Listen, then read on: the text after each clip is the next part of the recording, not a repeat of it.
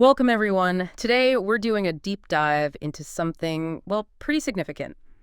This recent global travel alert. It's really changing how we think about moving around the world. We've gone through uh, a whole pile of official advisories, reports, that kind of thing. And our goal here is to really boil it down, get to what you absolutely need to know. Yeah, exactly. And this isn't, just another news item. It's a formal worldwide caution advisory. Came from the U.S. State Department, June 22nd, 2025. And what's really striking, I think, is just how fast everything escalated and how widespread the impact is becoming. That is striking. So let's unpack it. What exactly triggered this? What was the initial spark, according to the reports? Well, the sources we have point to a series of U.S. airstrikes, Yeah. specifically on Iranian nuclear sites, Hmm. facilities that have been a major international concern for some time. Right, regarding proliferation concern. Exactly. And this wasn't just like a contained incident. It almost immediately led to missile exchanges, and that just created this wave of instability across the region. And it's that ripple effect, isn't it? That really explains what increased caution globally means for you listening.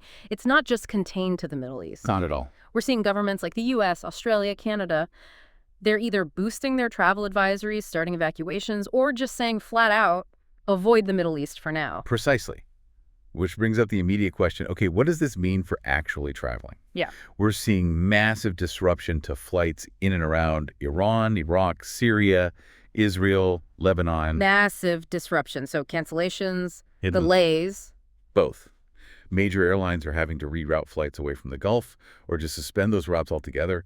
And it really highlights how a conflict in one region can snarl up global travel networks incredibly quickly, affecting things far beyond the actual zone. Okay, so flight paths are changing, routes suspended. What else? What's happening on the ground?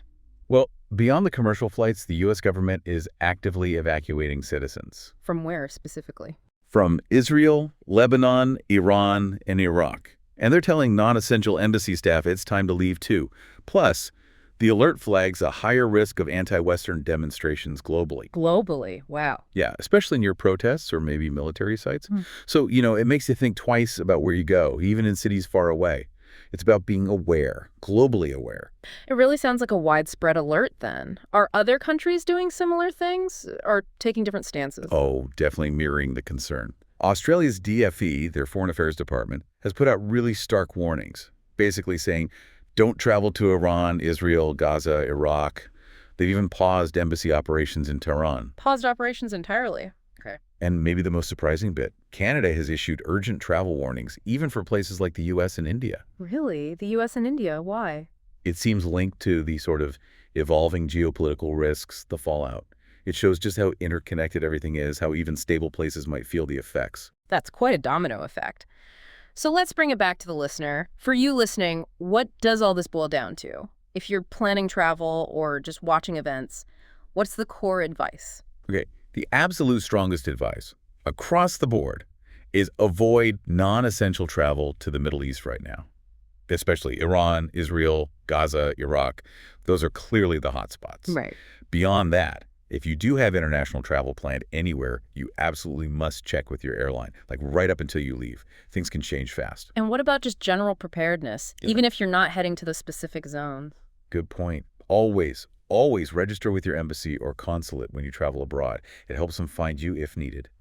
Keep an eye on local alerts wherever you are. And just generally steer clear of large crowds, protests. Anything linked to U.S. or Western interests could become a flashpoint. Makes sense. And crucially, have some kind of evacuation plan in mind. An evacuation plan. That sounds intense. It does, but think about it. Know the guidance from your embassy. Where are the safe zones? What are alternative ways out if needed? Even India put out a level 2 advisory back on June 16th, telling citizens just to be cautious globally. So yeah, having a plan. It's maybe becoming as basic as packing your passport, sort of a just in case for navigating the world today. This deep dive really lays bare this complex net of warnings, doesn't it?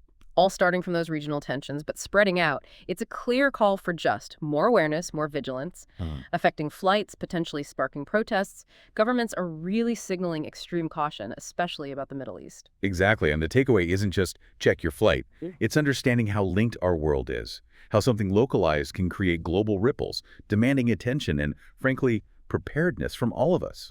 The speed of these reactions is also quite telling. It really is. So here's something to think about. In this kind of interconnected world, could our individual vigilance, our awareness, even when we're far from a crisis zone, could that actually be a form of global citizenship? Something to ponder.